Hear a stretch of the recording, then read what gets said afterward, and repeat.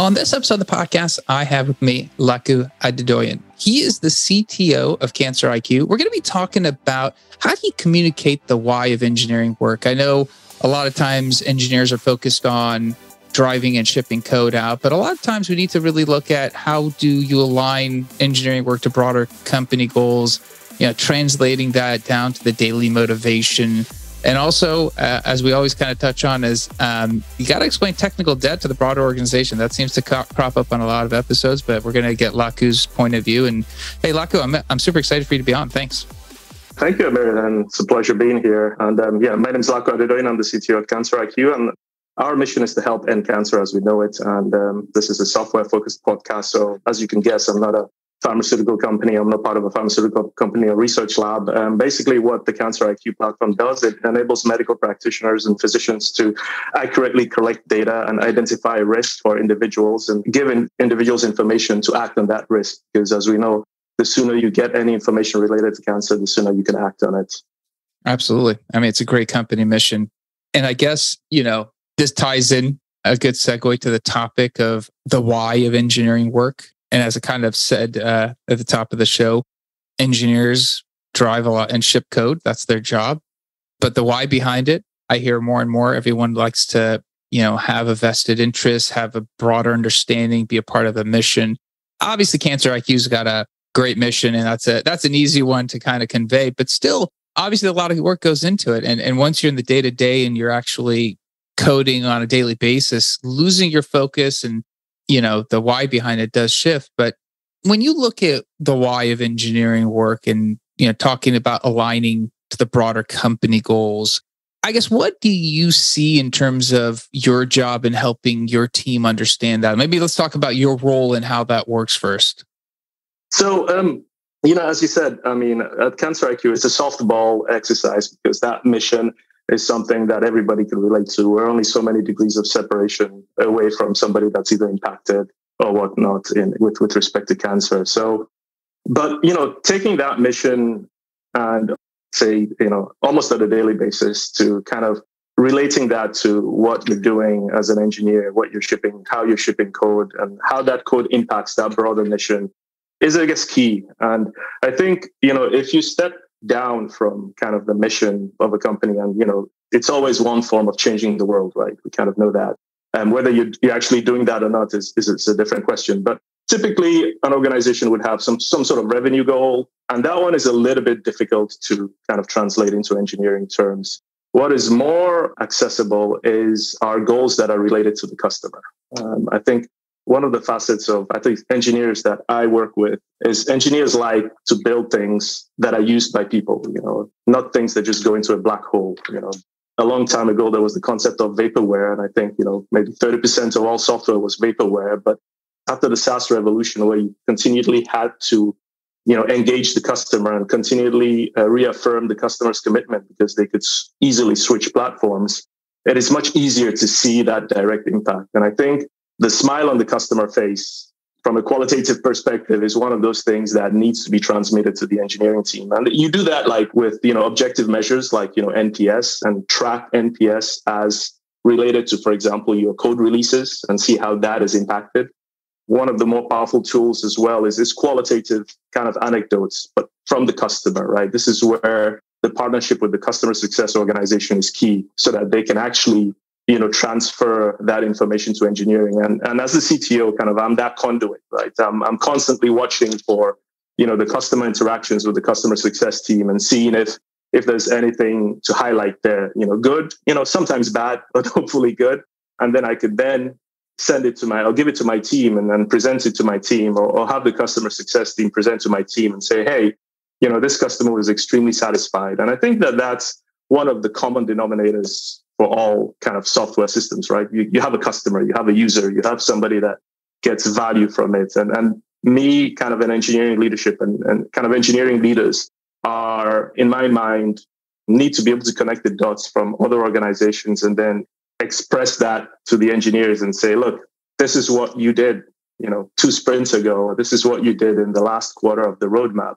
And that's kind of my role, a significant part of my role on a daily basis, to be that conduit of information from the customer to the engineering team. Absolutely. I guess when you're working with your managers, your direct reports, obviously you're at the C-suite level, you're understanding of a lot of different moving parts within the org that not everyone else might have the visibility, right? So your why is all encompassing. You're in a different echelon of that why potentially.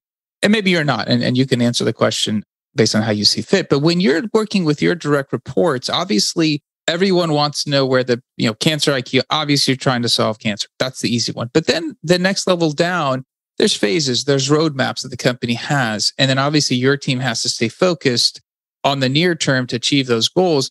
How do you translate some of those product roadmap, future growth opportunities so that it's distilled enough that, the team, your managers know what to do to focus their teams, but enough so that they still are seeing the bigger picture and they kind of have that broader visibility? Mm-hmm.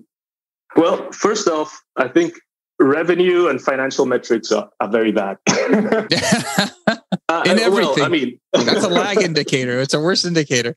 Yeah, but at the C level, obviously, it's part of kind of my incentive and part of what I'm measured against. Yes. But that doesn't, taking that and just one-to-one telling the engineering team, well, okay, the target is, $20 million in revenue or whatever the target might be, it's just not useful at all. That's where, kind of that roadmap, the roadmap you mentioned is kind of the embodiment of the customer to a certain degree. And the partnership with the product management organization is key. And I have kind of historically, in kind of my experience, very, very much leaned on the product management organization to the extent that I led one for a bit in the past. And, being able to look at that roadmap and look at every item in that roadmap and not just express it in terms of releases. And obviously, a release is an activity. It's just, you can release anything, anytime, you can have continuous development, continuous deployment, and release it continuously. But the key thing that I focus on and I make sure that the product management teases out is, what is the outcome? What is, if we release this on Monday, on Tuesday, what is going to be better in the life of the customer? And if we can express that, and you find that if you spend energy expressing that into the roadmap, then that translates almost by itself to motivation for the engineering team. So that outcome is expressed in terms of value to the customer. So, what could they do on Tuesday that they couldn't do on Monday? And if you can hone in on that, then you can actually give that to the managers, give that to my direct reports and say, let's all focus on getting this thing done on Monday so that on Tuesday we can actually measure and we can see this impact it has ultimately on the customer. And you find out that those things are very easy to express. They might not be easy to tease out, and it takes some rigor on the product management side to actually be able to articulate it. But once you find that, it's actually a very simple statement, or it's a very simple bunch of metrics that anybody can understand. And it doesn't create additional overhead in an engineer's mind when they're coding, right? It's something they can grasp and they can actually handle. Absolutely. I guess the flip side question would be bringing that, hey, what impact can you bring to the customer that they didn't previously have, a week, a day, 2 weeks, a month ago? That's definitely something that's, especially in your industry, I could see that's going to bring people's attention. Hey, let's drive. I guess on the flip side, then there's always when you're looking at the why of engineering work, is there is a point in which frustration sets in, things haven't gone well, and you lose focus. I mean, people in their daily lives do this, let alone, within the engineering spaces, you get frustrated, you start losing focus on the bigger picture. How do you help the team bring that focus back when they've run into a roadblock, they've run into something where it's like, oh, you see team members getting frustrated? You got to bring that daily motivation back, bring them centered to being able to, help them push past and solve the problems they need to. Yeah, that's an interesting question. And I think one of the ways that I like to help organizations address that and teams address that is you need to distill the message to its simplest form and keep to those principles and actually articulate it. It comes back to kind of what I said. If all you're focusing on is the release date in a roadmap or without, actually articulating, what those outcomes are, then you're stuck with the release date. And, when things go bad or go tough, as they invariably will due to externalities or even internal things, and you're looking at missing the release date, it kind of snowballs. You miss the release date once, you miss it a second time, and then you're like, okay, why are we doing this? And, this is just tedious and it's not really motivating. But if you can come back to that core concept and say, well, yes, the customer is able to do this, and that's what they're waiting for, you'll see that, the light at the end of the tunnel, so to speak, is kind of there. And it's very easy to rinse and repeat. And like with any message, right? It's not against anything to repeat. In fact, you have to constantly repeat, just like forming a habit, right? You constantly go to the gym. So you have to do it regardless, rain or shine, you go, and then you form that habit, and then it becomes ingrained. Likewise, with a kind of, let's say, a big feature that, takes maybe a quarter or 2 quarters to release, sometimes you might lose your way. But if you can have very simple metrics or very simple articulation of the outcome, that is something that, if you wake an engineer up or a product manager up at midnight, they can easily tell you in addition to everything else they're thinking of. So I think that is it, because as much as you can repeat, you're not going to be there all the time. You need it to be something simple so that the individual can remember it themselves. They need to ultimately be self-motivating to a certain degree, because you cannot be there 24/7 and it becomes onerous 24/7. If they cannot recall it themselves because it's some complicated, or it's an abstract concept, or it's $200 million in revenue target, which, you don't have any relation to, you can't influence as an engineer. There's so many moving parts. Then it's difficult. Then you lose sight. But I think that the simpler the message, the more to the point of the customer it is, the easier it is for each individual to recollect it. Absolutely. I guess I was just thinking, as you're mentioning this, distilling the message to the simplest form, we're talking about motivation. I guess when you start to take all this and the employees feel like, they should have skin in the game, they feel committed to the cause of producing the shippable work.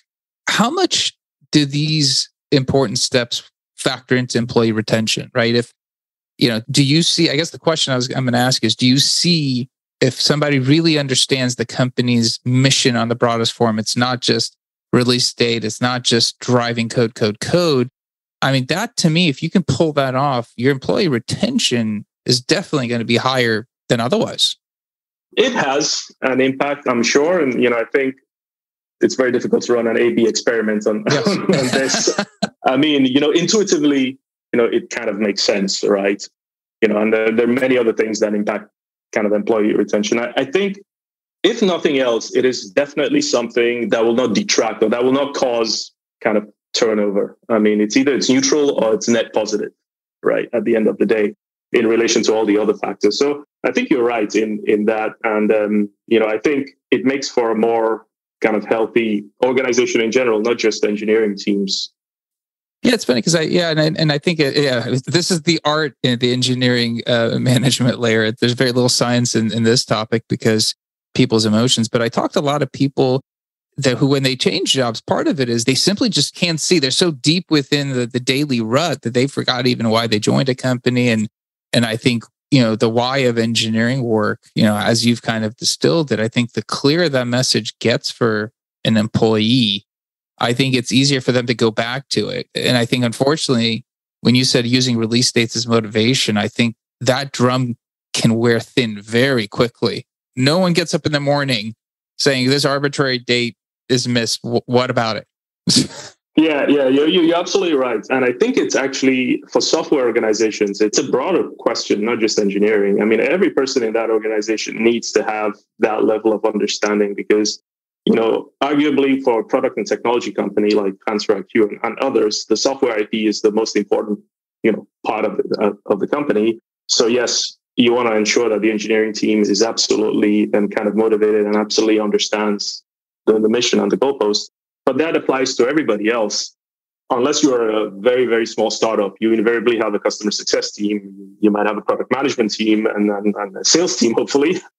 And there's a lot of collaboration between engineering and others. So it helps for everybody to be on that same page as opposed to engineers just being siloed. And I think one of my jobs as an engineering leader is, like I said, the conduit to not just the customer feedback, but as a conduit to all the other organization, all the other teams within the organization is critical.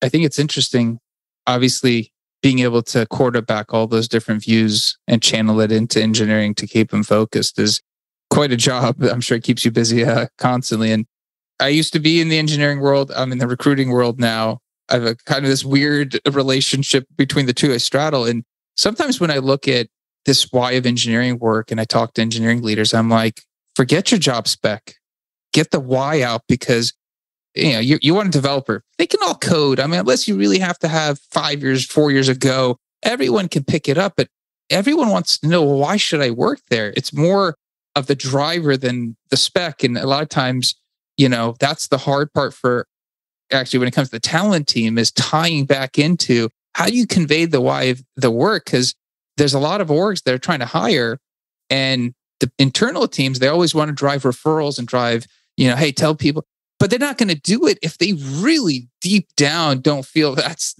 people should join and they're actually an ambassador. That ambassador component of that why then helps, like you mentioned, the broader organization carry out the name and the mission, drive people to join, drive customers. Obviously, a longer story, but I always am hoping to get engineering leaders to tell us more about why, because that's what attracts people.